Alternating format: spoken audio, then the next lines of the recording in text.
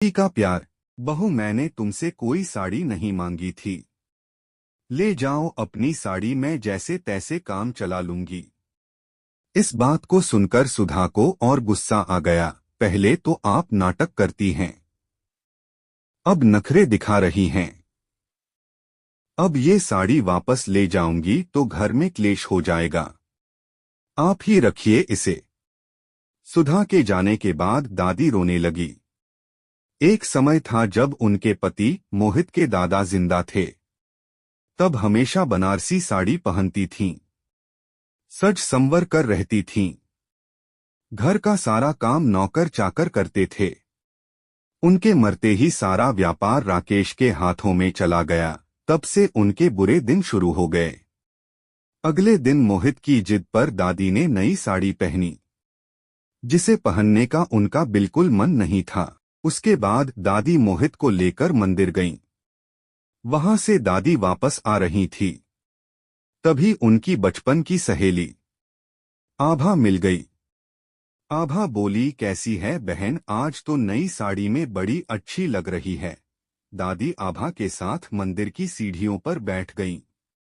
मोहित पास ही में खेल रहा था। दादी ने कल की सारी बात आभा को बता दी। यह सुनकर आभा बोली, तू तो बेकार घर गृहस्थी में पड़ी है। इतनी बेइज्जती कराने से अच्छा है मेरे साथ चल, मैं वृद्धा आश्रम में रहती हूँ, पूरे मान सम्मान के साथ। वहां सभी का आदर सम्मान होता है। हर महीने कोई न कोई आकर कपड़े, खाने का सामान, दवाइयाँ देकर चला जाता है। हमारे जैसे बहुत से लोग हैं। वहीं चल। दादी बोली, बात तो तेरी सही है, क्या वो लोग मुझे रख लेंगे? हाँ हाँ, क्यों नहीं, मैं बात कर लूंगी, तू कल आ जाना, जगह तो तूने देखी ही है। मोहित सारी बातें सुन रहा था। आभा जी के जाने के बाद वह बोला, दादी क्या तुम मुझे छोड़कर चली जाऊंगी?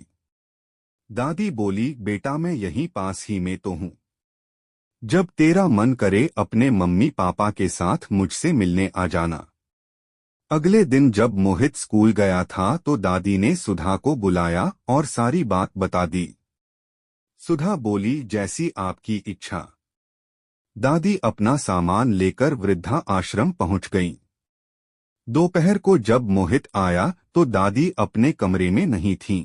उसने अपनी मम्मी से पूछा तो वो बोली, तेरी दादी अपनी मर्जी से गई हैं। शाम को जब राकेश आया तो सुधा ने उसे सारी बात बता दी। लेकिन मां के जाने से उन्हें भी कोई फर्क नहीं पड़ा।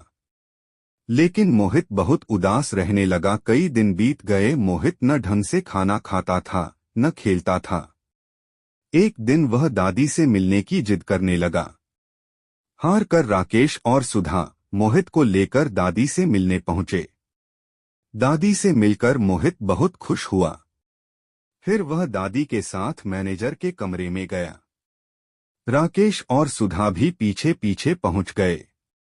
वह मैनेजर से बोला, क्या मैं भी यहाँ अपनी दादी के साथ रह सकता हूँ? मैनेजर बोला, नहीं बेटा, यहाँ वही रहते हैं जिन्हें उनके घर वाले निकाल देते हैं। तब मोहित बोला, तो फिर आप मेरे मम्मी पापा को रख लीजिए। दादी को मैं अपने साथ ले जाता हूँ। वैसे भी बड़े होकर मैं इन्हें घर से निकाल दूंगा, क्योंकि ये मेरी दादी को अपने साथ नहीं रखना चाहते हैं। यह सुनकर राकेश और सुधा को गहरा धक्का लगा। राकेश अपनी माँ के पैरों में गिर पड़ा। माँ, मुझे माफ कर दो, मेरे बेटे ने मेरी आंखें खोल दी। सुधा भी अपनी सास से माफी मांगने लगी। राकेश अपनी माँ को घर ले आए। सुधा उनकी जी जान से सेवा करने लगी। मोहित ने यह सब देखा तो वह बहुत खुश रहने लगा।